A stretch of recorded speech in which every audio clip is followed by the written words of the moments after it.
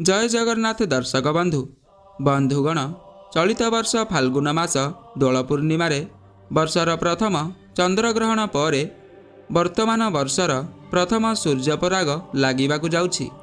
ज्योतिष शास्त्रर गणना अनुसार चलित वर्ष एप्रिल 8 सोमवार तथा मधु अमावास्या पड़ाकू जाउछि वर्षर प्रथम सूर्यपराग।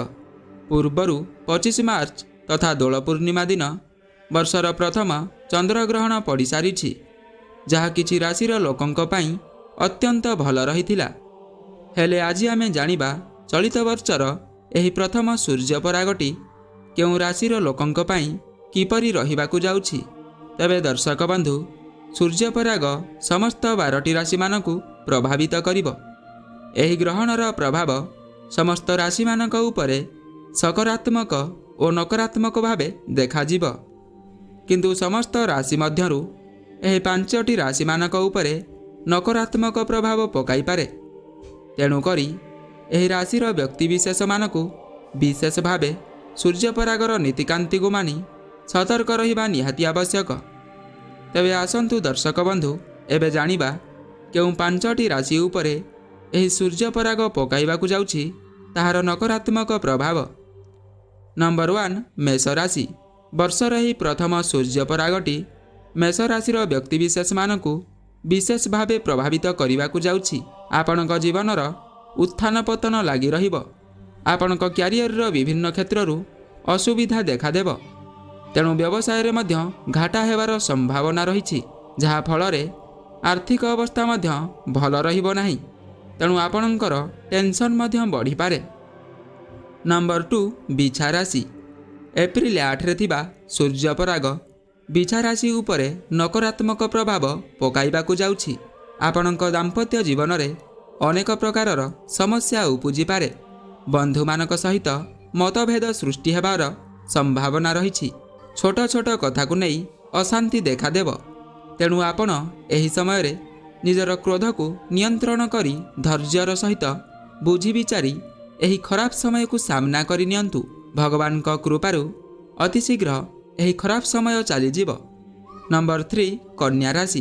कन्या राशि रे सूर्यपरागर नकारात्मक प्रभाव सृष्टि हेब। व्यवसाय रे क्षति हेबार संभावना रहिछि।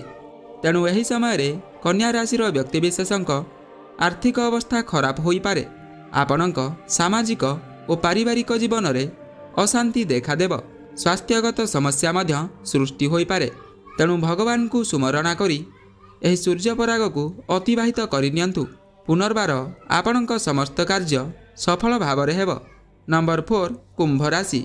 वर्षर एही प्रथम सूर्यपरागर नकारात्मक प्रभाव कुंभ राशि रे देखादेव। क्यारियर रे आपणकु अनेक समस्यार सम्मुखीन हेबाकु पड़िब। पारिवारिक जीवन रे अशांति सृष्टि होई पारे। तेणु एथि निमंते आपण अनेक चिंतारे रहिबे। नंबर 5 धनु राशि। एही राशिर व्यक्तिंक जीवन रे सूर्यपरागर नकारात्मक प्रभाव अनेक उत्तेजना सृष्टि करिब। एही समय रे व्यवसाय रे अनेक क्षति हेब। विनियोग करिथिबा टंका फेरस्त न पाइबार संभावना रहुछि। पारिवारिक जीवन रे कलह सृष्टि होई पारे। तेणु एही समय काल मध्य रे आपण बुझी विचारी धैर्यर सहित कार्य करंतु। भगवान का कृपारु आपणकर समस्त कार्य आगामी दिन रे मंगलमय हेब। तबे दर्शक बंधु, एहा थिला एही 5टी राशिर भाग्यफल कथा, जहांक उपरे एही सूर्यपराग नकारात्मक प्रभाव पकाइबाकु जाउछि। तबे एथि मध्यरे आपणक नामर राशि थिला कि नाही आमको कमेंट करी निश्चय जणाइबे।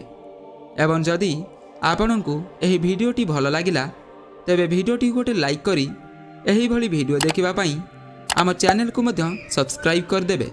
धन्यवाद।